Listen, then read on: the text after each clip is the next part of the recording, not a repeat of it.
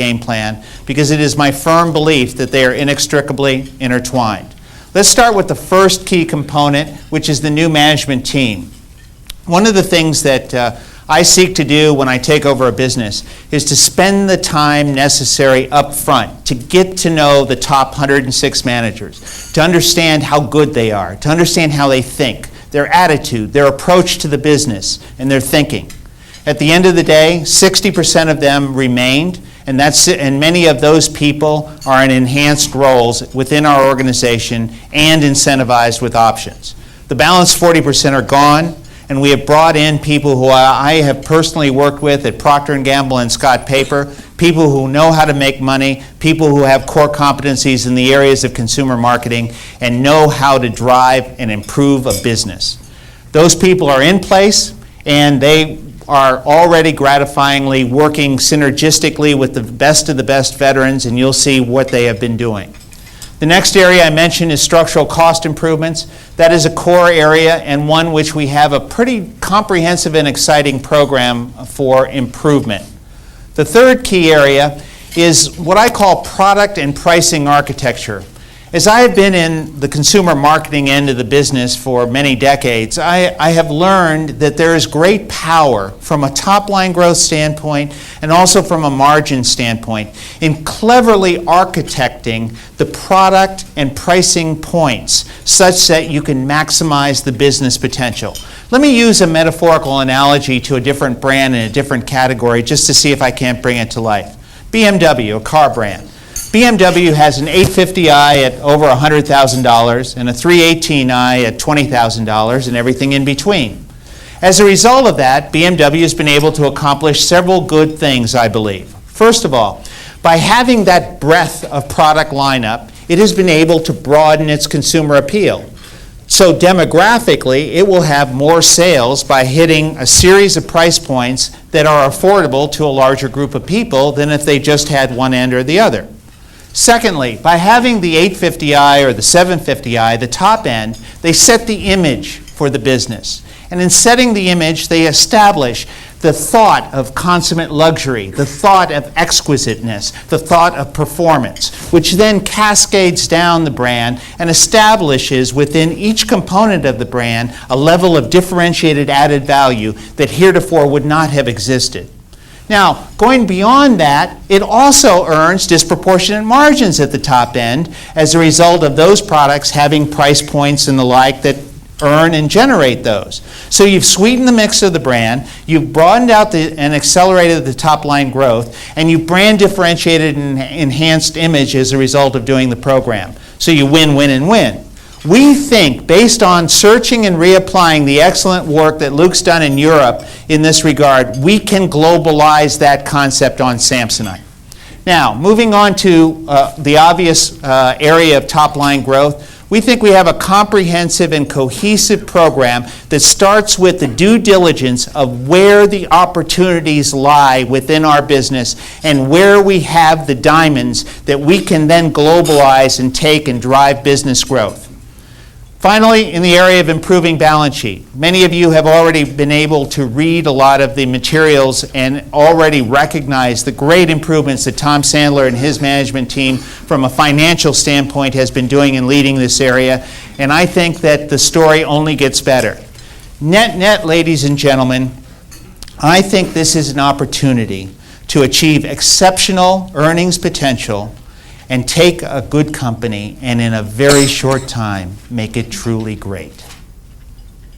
Now I'd like to go into the next piece, which is the first key component, the improvement of the management structure.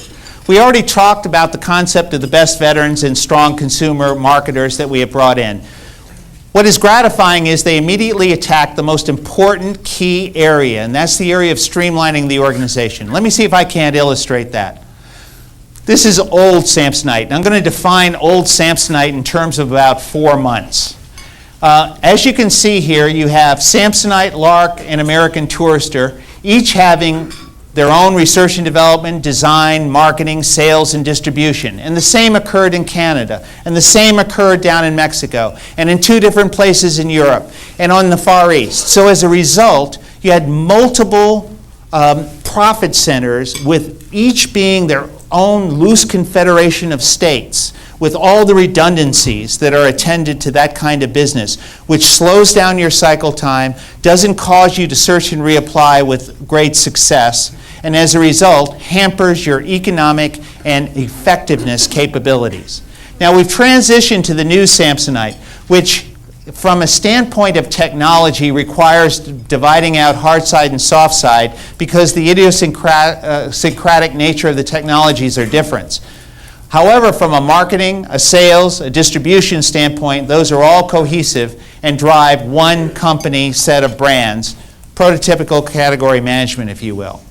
Now, in addition to being more effective, this is an organization that is highly more efficient, which leads to the second point of the game plan, which are the structural cost improvements that we must make.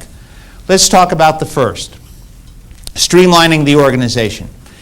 We here at Samsonite have about 8,000 people. Now, of that 8,000, about 5,800 are in manufacturing. That group goes up or down a bit depending on production schedule. On top of that, we have approximately 750 people in retail, and that also seasonally adjusts itself depending on the needs of the business. And the final group of 1,450 people are your core managers around the world, as well as your professional engineers and the like. And that group, as you well know, ladies and gentlemen, is where the money is. That group is being reduced by 33% down to $975, which equates to $13 million in annualized savings. And that is well underway. Now let's go on and talk about other areas of cost savings. The next one is the global sourcing of our products. Recall that I mentioned a minute ago that we were this loose confederation of states.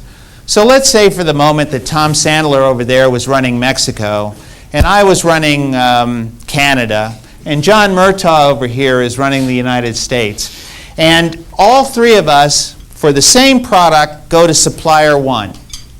Supplier one knows that we don't know that we're independently going to this supplier, and therefore gives three different prices, depending on the negotiating acumen of each of those individuals.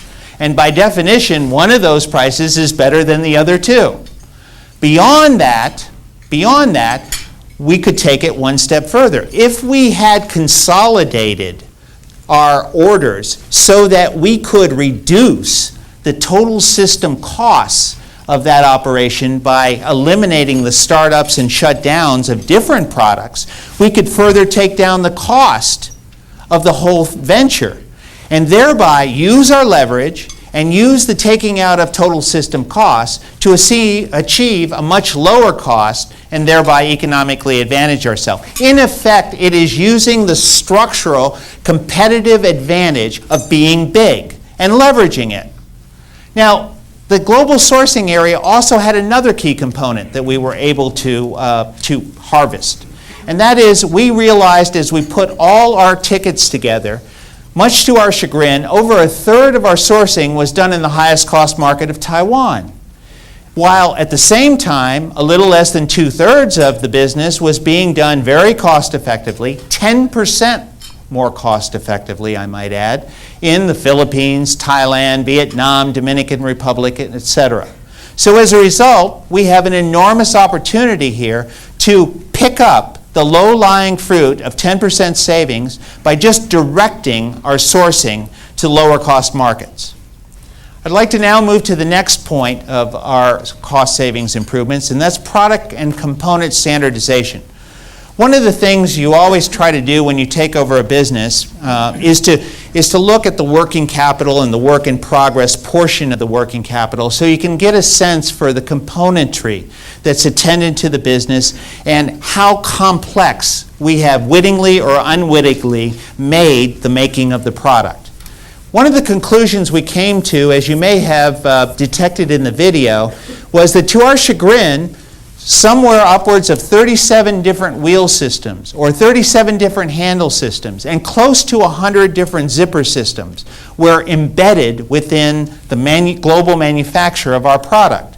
Now, in a sense, that's squandering the leverage of your ability to be able to rationalize the business and achieve better economics. But there was another advantage, a hidden advantage, as we did our consumer due diligence as well.